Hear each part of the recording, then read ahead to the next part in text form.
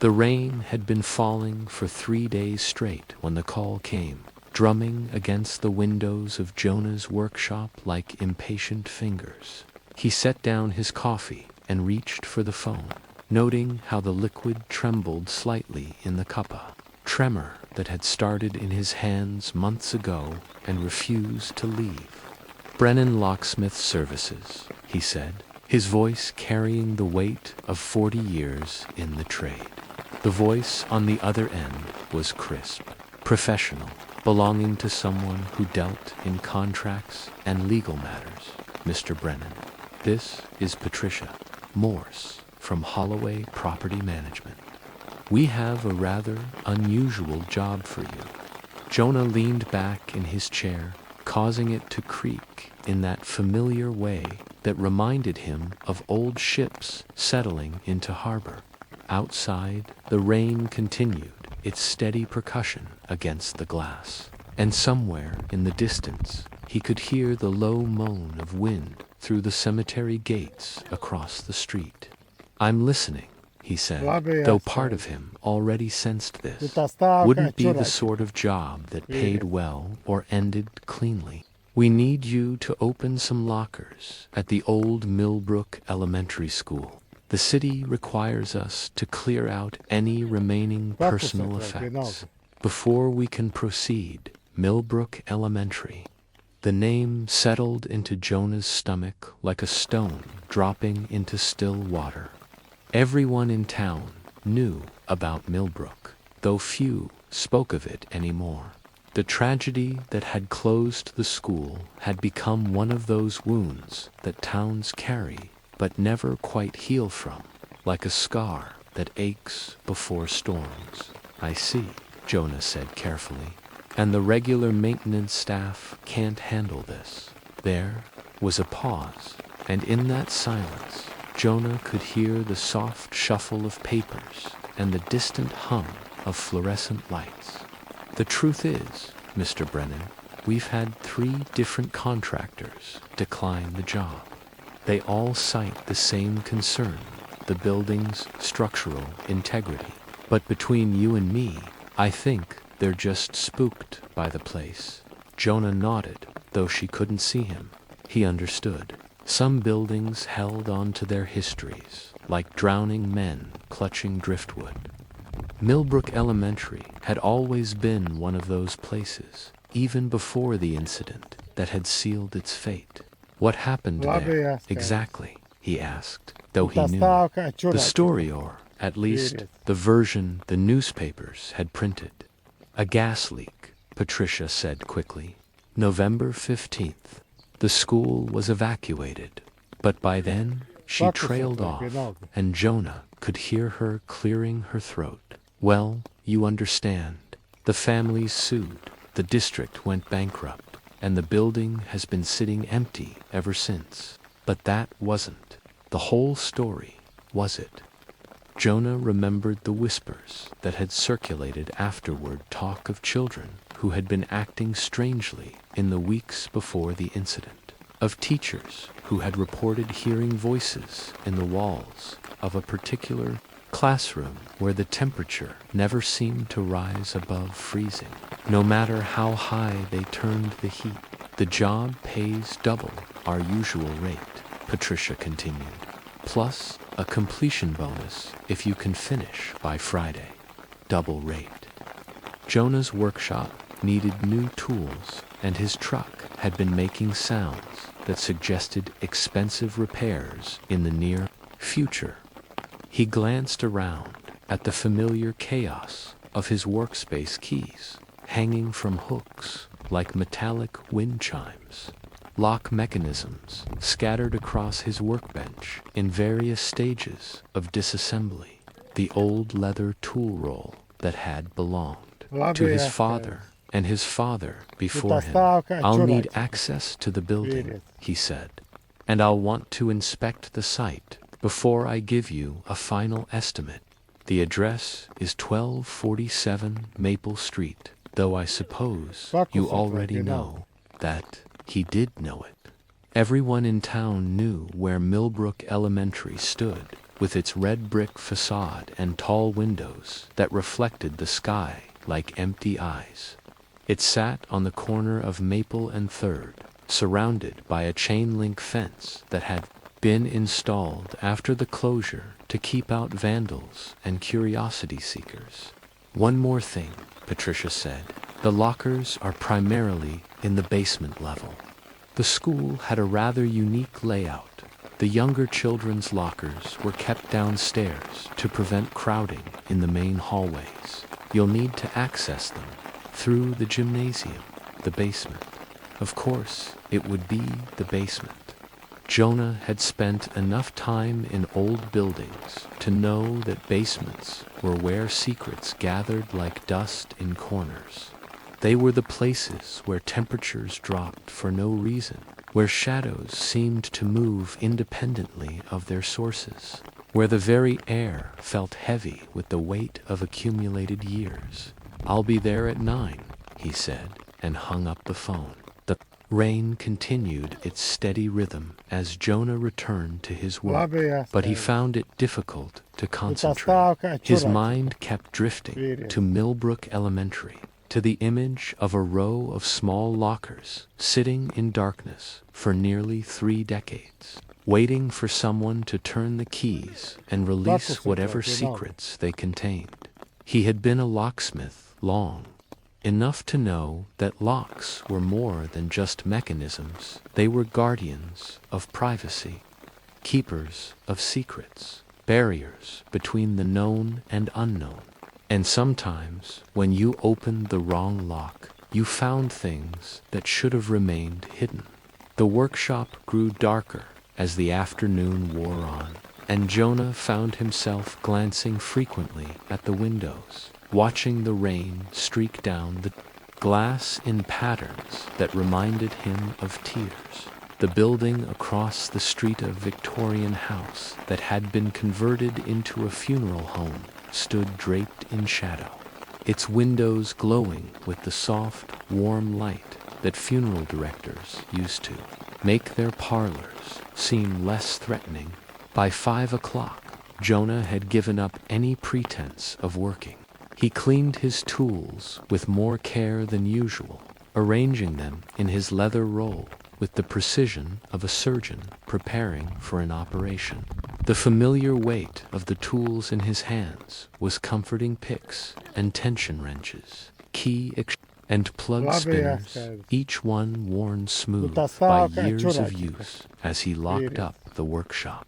Jonah paused at the door and looked back at the space that had been his sanctuary for so many years. The shelves lined with blank keys waiting to be cut. The workbench, scarred by decades of use. The old cash register that still rang up sales with a satisfying mechanical chime. All of it suddenly seemed precious and fragile, like things that might disappear if he looked away too long. The drive home took him past Millbrook Elementary, and despite himself, Jonah slowed as he approached the building. The chain-link fence glinted wetly in the streetlight, and beyond it, the school sat, in darkness, its windows reflecting nothing but the empty sky. The building seemed to hunker down against the rain, as if it were trying to make itself smaller, less noticeable. But as Jonah watched, he could have sworn he saw a flicker of movement in one of the upper windows, just a brief shadow passing across the glass, there and gone so quickly that he might have imagined it. He sat in his truck for a long moment, engine idling, windshield wipers beating a steady rhythm against the rain. Then he drove home, where he spent the evening cleaning his tools again and trying not to think about the morning that was coming, or the secrets that might be waiting in the darkness beneath Millbrook Elementary School. Morning came gray and reluctant, with the rain having finally stopped, but leaving the world wrapped in mist that clung to the ground like smoke. Jonah arrived at Millbrook Elementary at 8:45. Parking his truck across the street, where he could study the building in the pale morning light. The school was larger than he had remembered. 3 stories of red brick with tall windows that seemed to watch the street with blank attention. Ivy had begun to claim the eastern wall, and the chain-link fence showed signs of rust where 27 years of weather had taken their toll. The parking lot was cracked and weedy, with small trees growing through the asphalt in defiant patches.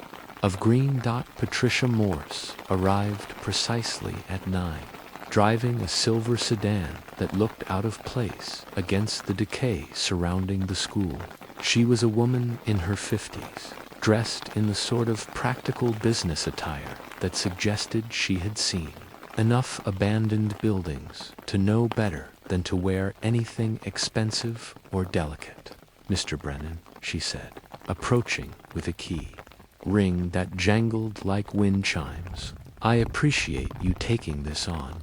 As I mentioned, we've had some difficulty finding contractors willing to work here." Jonah nodded, hefting his tool bag and following her to the main entrance. The double doors were painted green, though the paint had faded and peeled in places, revealing the gray wood beneath. Patricia fumbled with the keys for a moment before finding the right one, and the lock turned with a reluctant grinding sound that seemed to echo in the morning stillness. The doors swung open with a groan that seemed to come from the building itself, and immediately Jonah was struck by the smell, not the mustiness he had expected, but something else, something that reminded him of winter mornings and the inside of old books. The air was surprisingly cool, as if the building had been holding its breath for 27 years. "The power's been shut off," Patricia said, her voice echoing in the empty hallway. "But I brought flashlights." She handed him a heavy-duty flashlight, and Jonah clicked it on, sending a beam of light down the corridor. The hallway stretched away into darkness, lined with classroom doors that stood slightly ajar, as if the building's occupants had stepped out for just a moment and might return at any time.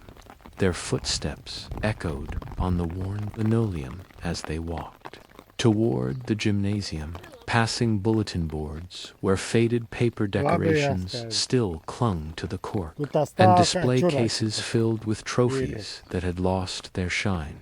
The beam of Jonah's flashlight revealed details that seemed almost too intimate: a child's forgotten sweater hanging on a hook, a water fountain with a paper cup still sitting on its edge, a classroom where the chalkboard bore the ghost of equations that had been erased but not forgotten.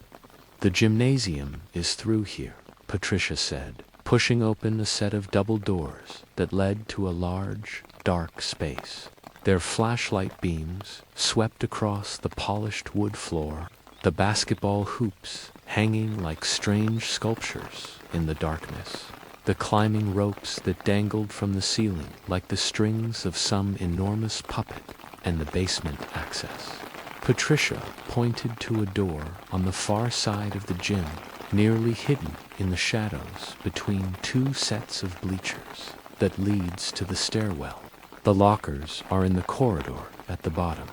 As they crossed the gymnasium, their footsteps seemed to multiply, creating echoes that bounced off the walls and ceiling, in a way that made it sound as if they were being followed by invisible companions.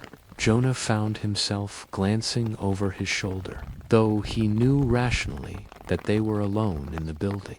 The basement door opened with a sound like a sigh, revealing a stairwell that descended into darkness. The air that rose from below was cooler still, carrying with it a scent that was different from the rest of the building, something sharper, more chemical, that made the back of Jonah's throat tighten. "I'll leave you to your work," Patricia said, but Jonah could hear the relief in her voice.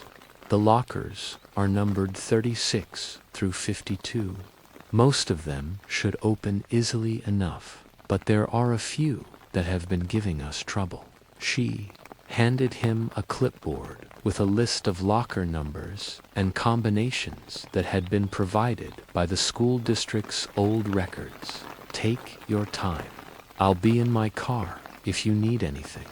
And then she was gone, leaving Jonah alone at the top of the stairwell, listening to the sound of her footsteps retreating across the gymnasium floor.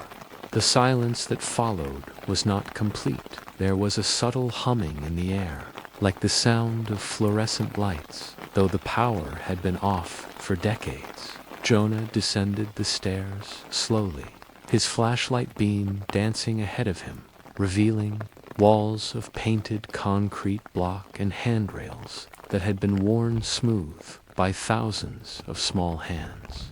The stairwell made a turn at the bottom, and suddenly he was in a corridor lined with lockers on both sides. The lockers were smaller than those typically found in high schools, sized for elementary students, painted in cheerful colors that had faded to pastels in the darkness. They stood in neat rows, their combination locks catching the light like small metallic eyes. Numbers were painted above each locker in white stencil 36, 37, 38, continuing down the corridor until they disappeared into the shadows beyond his flashlight beam. Jonah set down his tool bag and consulted the clipboard. The first locker on his list was number 36, and according to the records, its combination was the 23rd of July 15. He approached the locker and turned the dial, listening to the soft clicking of the mechanism.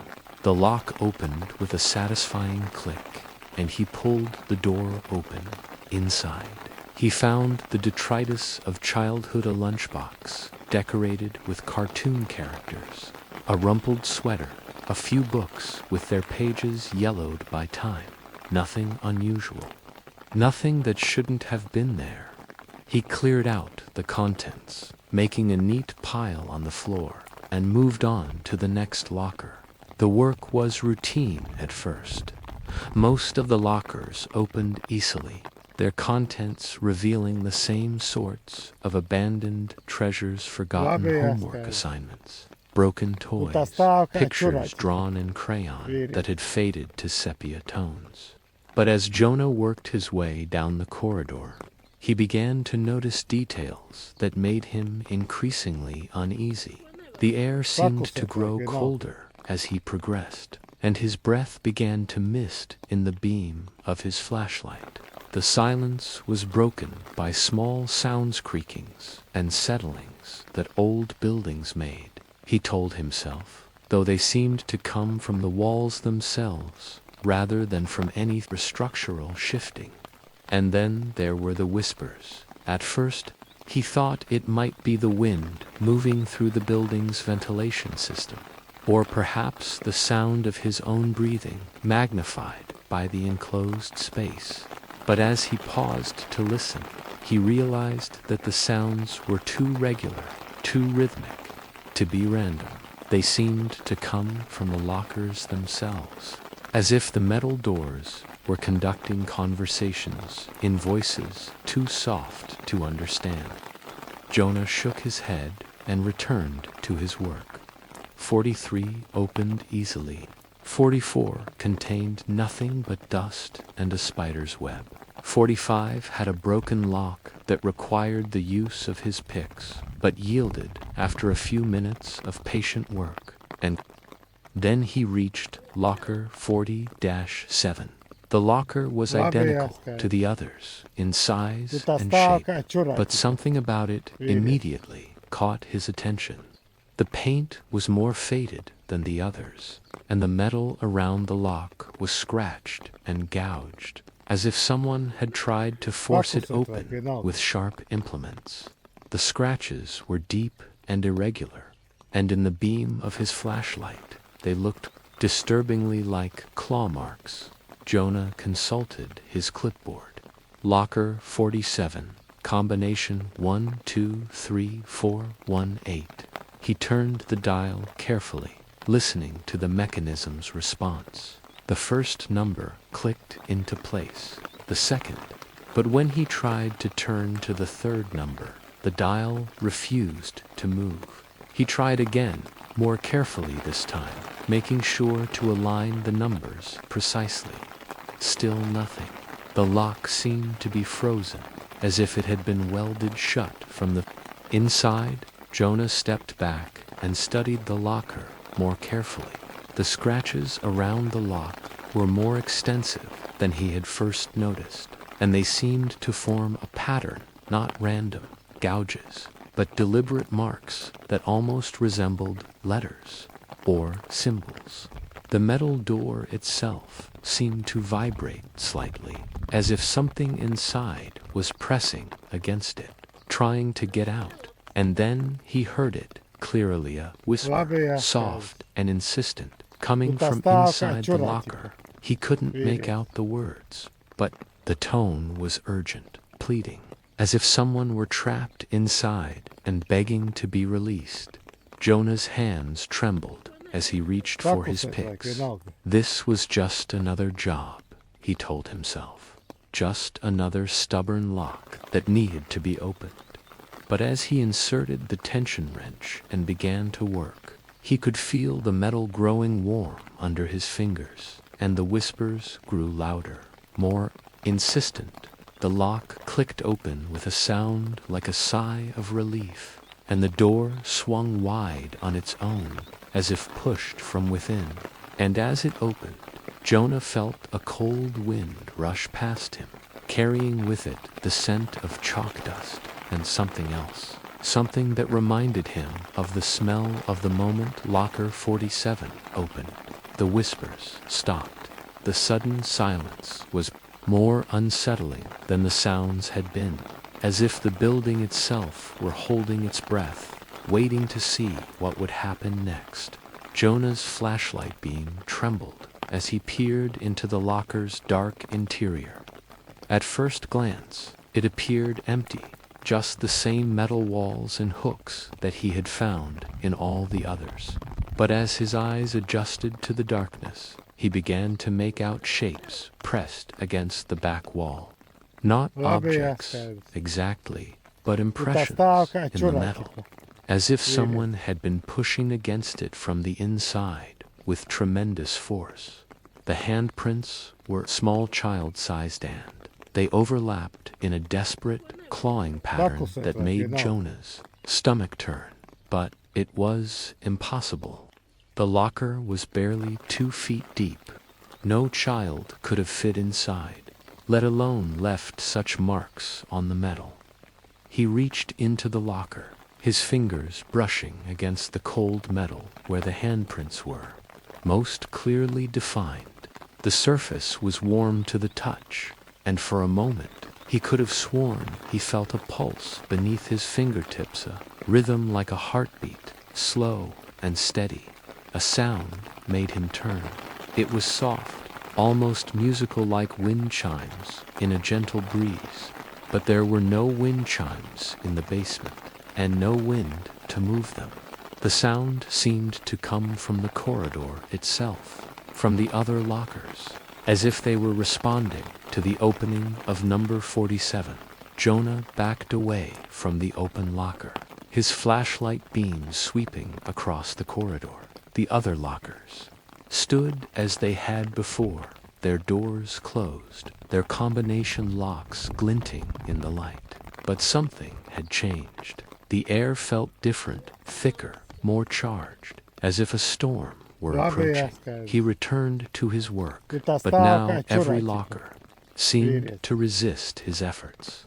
Combinations that should have worked failed to open the locks. His picks slipped in mechanisms that had been smooth and cooperative just minutes before, and all the while the whispers grew stronger. They came from the walls now, not just from the lockers. Soft voices speaking in hushed tones, too quiet to understand, but urgent in their intensity. Children's voices, he realized, though he couldn't make out the words. They seemed to be trying to tell him something, to warn him of something, but the message was lost in the echo of the corridor. Locker 48 finally yielded to his picks, swinging open to reveal its contents. But instead of the usual childhood artifacts, Jonah found something that made his blood run cold. The locker contained a single Itoma photograph, yellowed with age, showing a group of children standing in front of the school. They were smiling, but their eyes seemed to follow his flashlight beam, and he could swear he recognized some of the faces from the handprints in locker 40-7. He reached for the photograph, but as his fingers touched the paper, it crumbled to dust, leaving only the faintest impression of those watching eyes burned into his retinas. The whispers grew louder, more insistent. Now he could make out fragments of words, pieces of sentences that seemed to come from different conversations, different times. ... Dumb tump double quotes, she's single quotes, double quotes, double quotes, double quotes, it followed us home, Jonah's hands shook as he moved to the next locker. The building seemed to be coming alive around him, the walls creaking and settling in rhythms that sounded almost like breathing. The temperature continued to drop, and his breath came in visible puffs that hung in the air like small ghosts. Locker 49 opened easily, but inside, instead of the expected contents, he found only darkness, not the absence of light, but a positive darkness that seemed to absorb his flashlight beam. He reached inside, and his hand encountered nothing, as if the back wall of the locker had disappeared entirely. The whispers were becoming more coherent now, more urgent.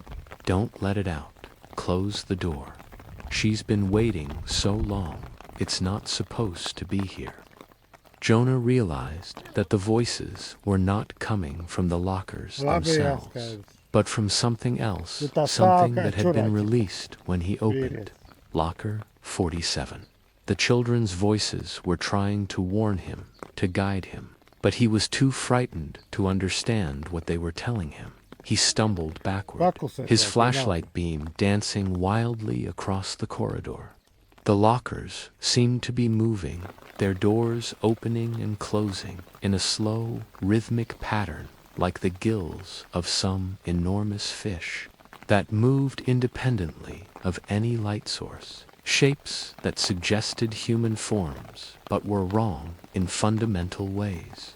The whispers reached a crescendo, and suddenly Jonah understood. The children weren't trapped in the lockers. They were trying to keep something else trapped. Something that had been waiting in the darkness for someone to turn the right key, to open the right door, to set it free. And he had done exactly that. The corridor began to change around him. The walls seemed to stretch and bend, and the lockers multiplied, extending in both directions, far beyond where the corridor should have ended. The numbers on the lockers began to blur and shift, and he could no longer remember which ones he had opened and which ones remained sealed. But locker 47 remained constant in the chaos, its door hanging open like a mouth, its dark interior seeming to pulse with a life of its own. And from inside that darkness, something was emerging. At first, it was just a shadow, a darkness that was somehow darker than the darkness around it. But as Jonah watched in horror, it began to take shape, not a human shape, but something that had learned to approximate humanity, like a child's drawing of a person made with too few lines and too many angles. The thing that emerged from locker 47 had no face, but Jonah could feel its attention focused on him with an intensity that made his skin crawl. It moved with a flowing motion, like liquid shadow, and wherever it touched the floor, the linoleum began to darken and crack. The whispers changed, becoming more frantic, more desperate. Run, get out, don't let it follow you, close the door behind you. Jonah needed no further encouragement. He grabbed his tool bag and ran, his flashlight beam jumping wildly as he stumbled toward the stairwell. Behind him, he could hear the thing moving, not footsteps. Stairwell seemed longer than it had before, the steps stretching away above him like a mountain to climb. But he forced himself upward, driven by a terror that was deeper than rational fear. This was the fear of prey, of something small and vulnerable being hunted by something vast and patient. He burst through the basement door and into the gymnasium, where the pale morning light filtering through the high windows seemed almost blinding after the darkness below. But the light brought no comfort, because he could still hear the whispers, following him up from the basement, clinging to him like smoke. He ran across the gymnasium floor, his footsteps echoing in the vast space, and pushed through the double doors into the main corridor.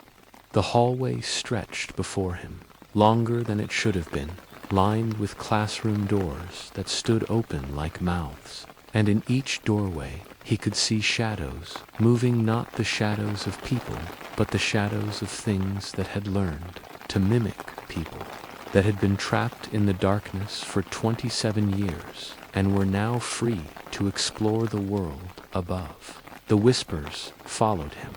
They were telling him, made his blood freeze. They were giving him directions. Turn left here. Go straight. Don't look back. The children who had died in the school 27 years ago were trying to guide him to safety, to show him the way out before the thing from Locker 47 could catch up to him. But even as they helped him, their whispers carried a warning that chilled him to the bone. The thing that had been released wouldn't stay in the school. It would follow him, attach itself to him, use him as a bridge to the world beyond these walls. And wherever he went, whatever he touched, whatever locks he opened, it would be there, waiting to be released again. Jonah burst through the front doors of Millbrook Elementary into the gray morning light, his lungs burning and his heart hammering against his ribs. The cool air hit his face like a blessing, and for a moment he allowed himself to believe that he had escaped, that the horrors in the basement would remain trapped in the abandoned, barely audible above the sound of his own ragged breathing. But they were their soft voices that seemed to come from the very air around him. As he stumbled across the cracked parking lot toward his truck, he could hear them clearly. It's following you. Patricia Morse's silver sedan was gone, as professional courtesy required, and then fled, leaving him alone with whatever had been released from the basement. Jonah didn't blame her. If he had been smart, he would have left with her. His hands shook as he fumbled for his truck keys, and the whispers grew more urgent. Check the keys. Look at your hands. It's already on you.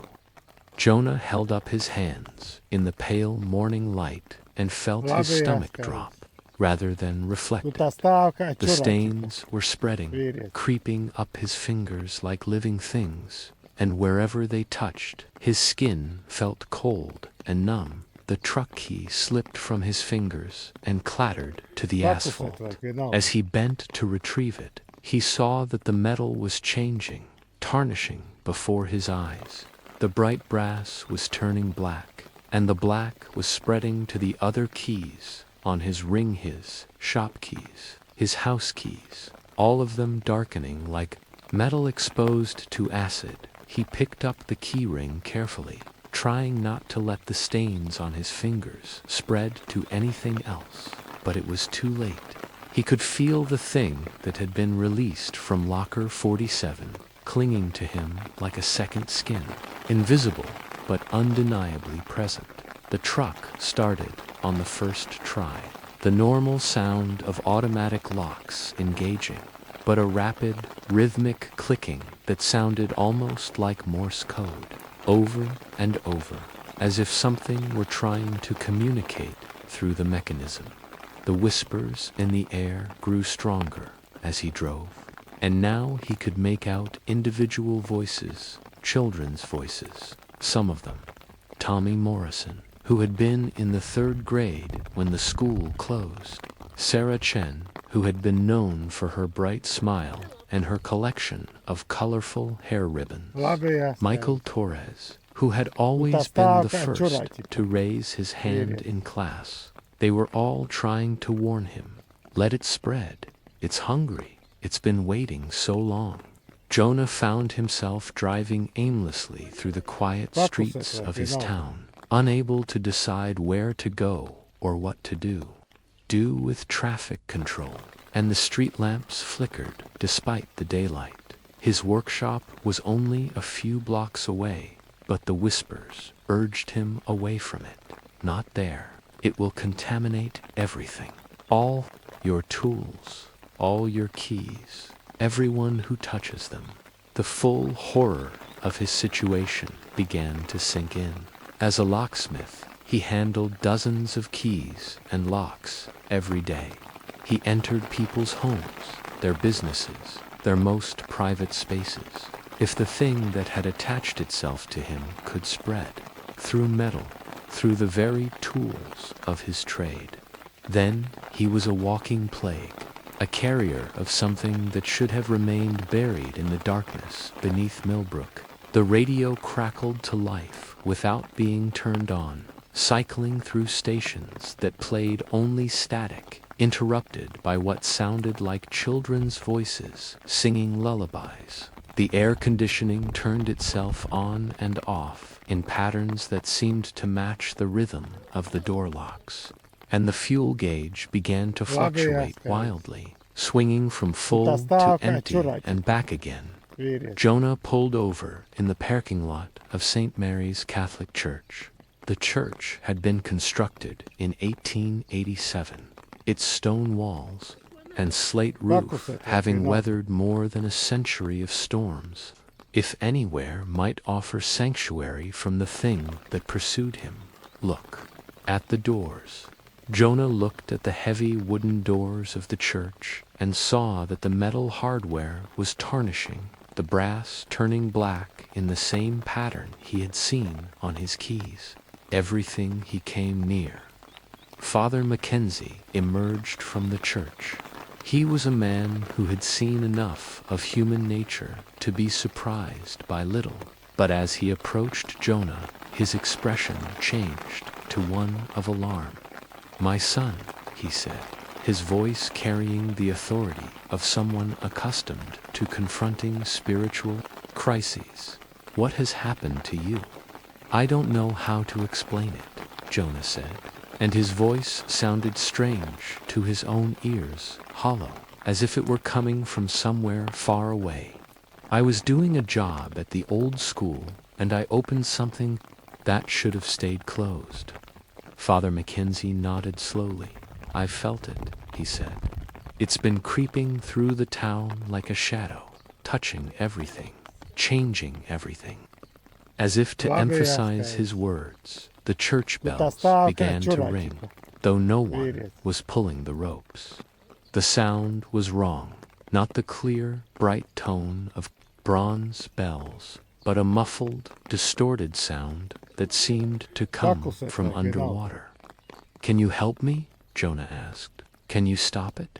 The priest studied him for a long moment, and Jonah could see the sadness in his eyes. "I can try," he said. "This is something that was sealed away for a reason, something that has been growing stronger in the darkness."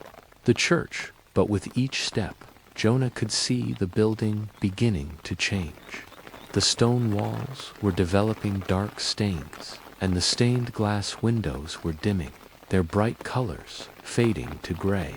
The thing that clung to him was infecting everything, spreading like a virus through the very fabric of the building. "Stop," Father Mackenzie said suddenly. "You cannot enter.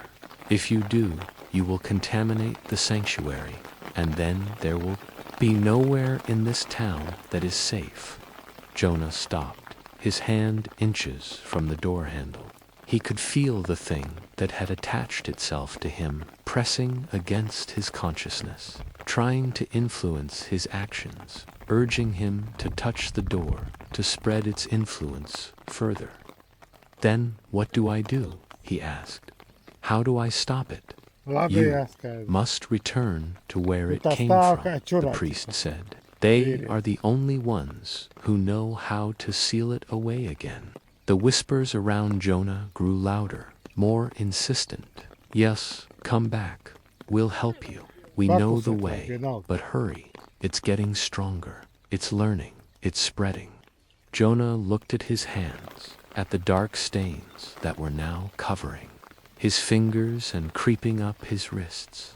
Of all the keys and locks he had handled over the years, of all the homes and businesses he had access to, the thing could use those connections, those points of entry, to spread throughout the entire community.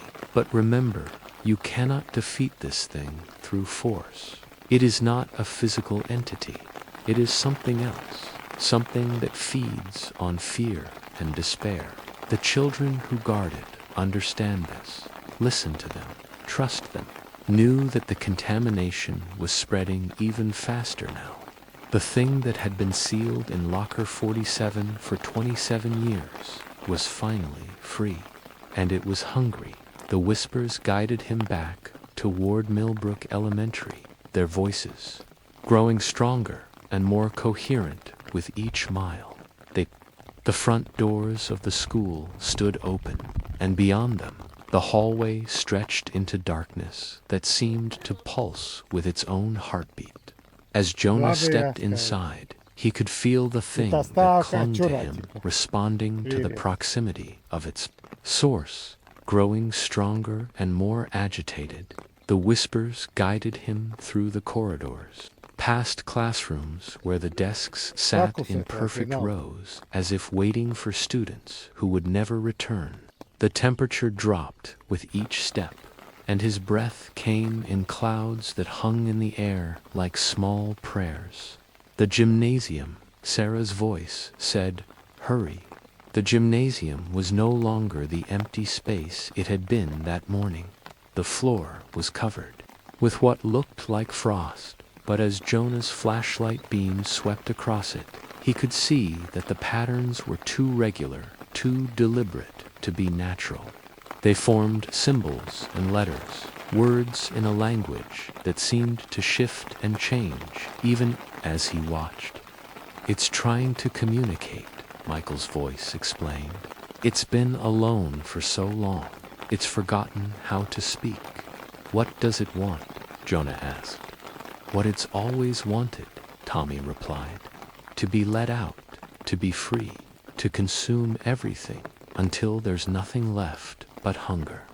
The basement door stood open, and from the stairwell came a sound that was not quite music and not quite screaming. It was the sound of something vast and ancient trying to squeeze itself through a space too small to contain it. "We can't hold it much longer," Sarah's voice said, and for the first time, Jonah could hear the exhaustion in her words. "It's been growing stronger while we've been growing weaker. 27 years of holding it back, and we're almost gone." "What do I have to do?" Jonah asked. "Go down," Tommy said. "Face it, and then lock it away again, but not in the locker. That was never meant to be permanent. There's another way, but it requires sacrifice." "What kind of sacrifice?" "The kind that seals doors forever," Michael's voice said quietly.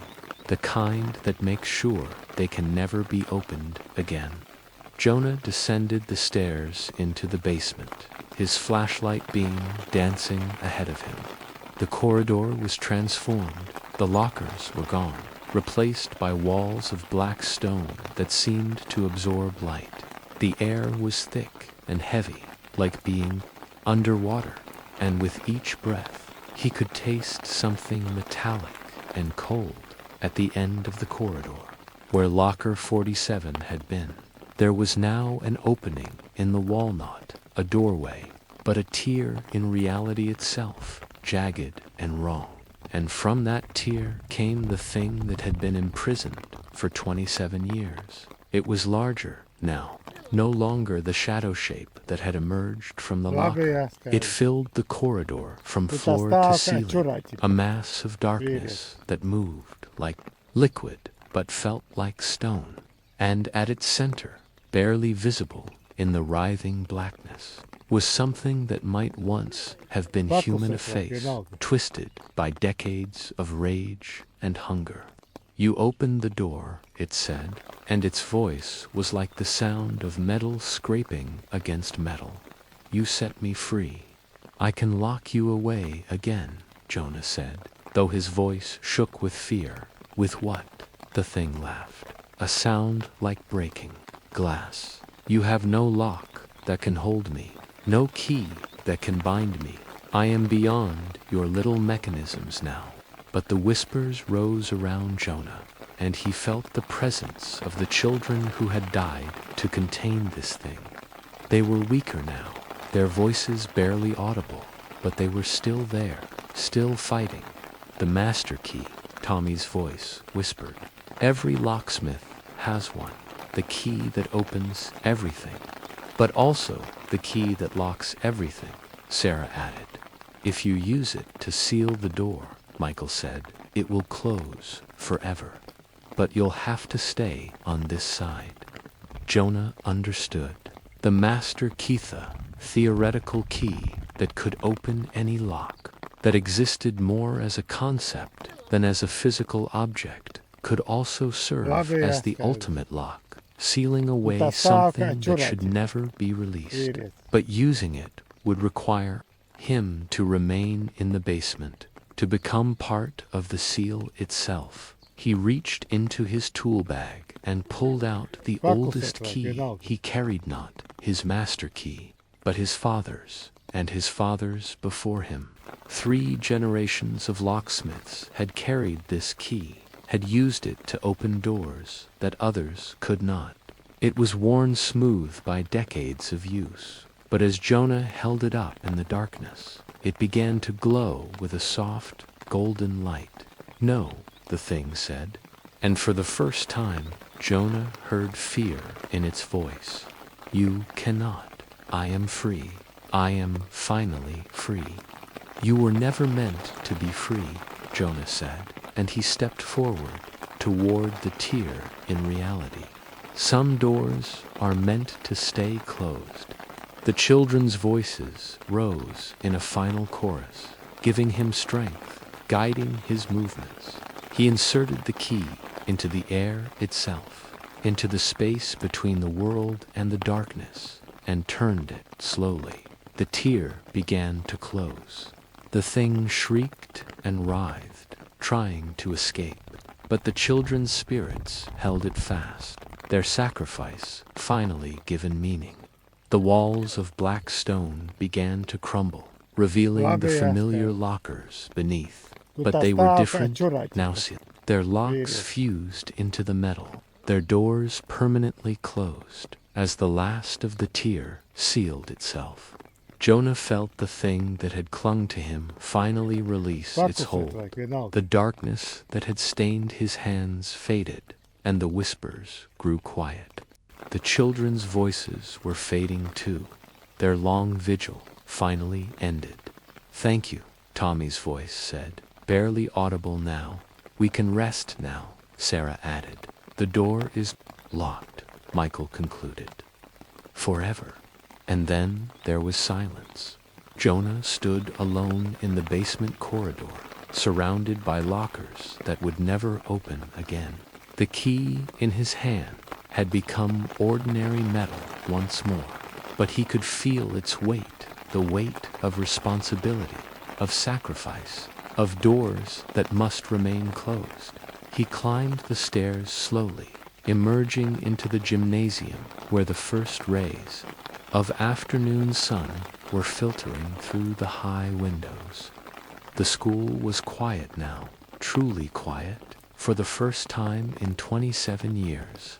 Outside, the mist was lifting, and the town was returning to normal. Traffic lights blinked in their proper sequences.